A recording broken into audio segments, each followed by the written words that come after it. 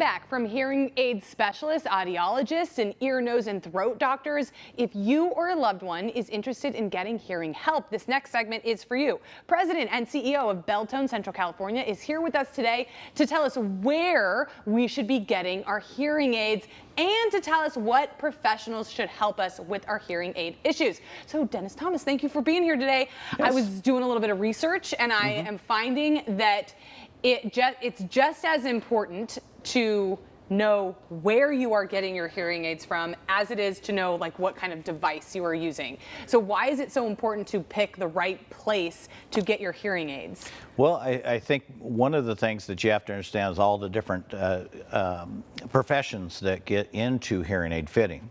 The California Speech Language Pathology and audiology board, hearing aid dispensing audiology board. I can't say that, but anyway, they require everybody to go through a written and practicum test, and it's pretty much all professions have to do some sort of that. Some of the AUD audiologists go through a praxis, which is part of their program, very serious program. They work their tails off, and they're all a very good big part of the hearing healthcare that we can provide in our communities. But one of the things that with the audiologists, it's only 50% of the audiologists that are out there actually fit hearing aids. Oh. The other 50% do diagnostics for clinical evaluation for hearing to see about treatment for hearing loss that does not require hearing aids, that may need medical treatment on there. Then when it comes to the other 50%, they split their time between fitting hearing aids and doing clinical work.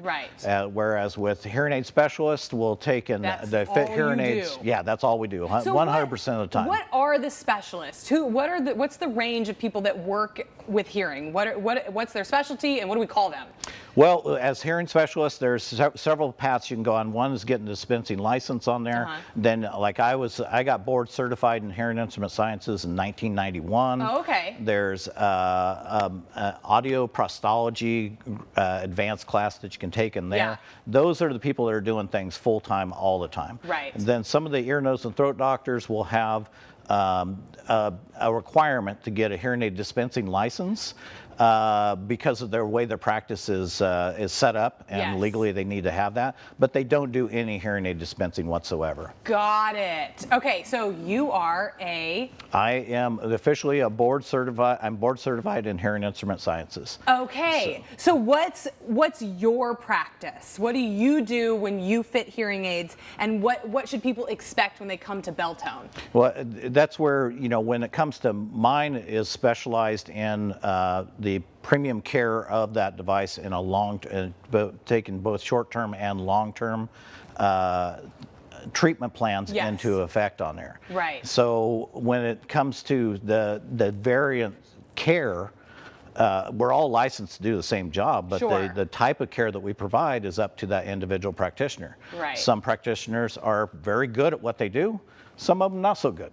So it does depend on whether or not they're following best practices. Yeah, I would imagine that if somebody is required to have a license and they just get it to check off that box, but their practice is mainly focused on something else, they might not be able to provide the detailed care that is available at Belltone. Is that a correct assumption? Well, no, I think they're able to provide it. It's whether or not they choose to do it. Because one thing about it, when you're following best practices, it takes a certain amount of expertise, knowledge, and drive to be able to provide that service on there. And one of the things, if any of those things do not get filled, then it results in maybe not wearing a hearing aid full time. Not getting the long-term benefits of preserving the hearing that's there. So when it comes to the following best practices, it's going to cost a little bit more to do that because of that time and expertise that's in there. But in the long run, it's going to pay off by wearing the hearing aids all day, every day. And then when it comes to the replacement of the hearing aids, you don't have to replace them as often if the hearing aids are properly taken care of. You're following best practices, you're following a plan for long-term care, and so you're preserving the life of that device. That long-term care should be at least a 3 to 7 year plan. And so that's what we specialize in following best practices, making sure each patient is their potential from here till that time. Till on. Yeah. That's what they do at Belltone, best practices in long-term care. So you can hear. I've got to go there because I can't really hear out of my left ear. So we're going to fix that. Dennis, thank you so much for being with us today. We appreciate it. I appreciate being here. Thank you. Coming up here next, a blast from the past as I say farewell to Central Valley today, plus a look at what's ahead. That's next.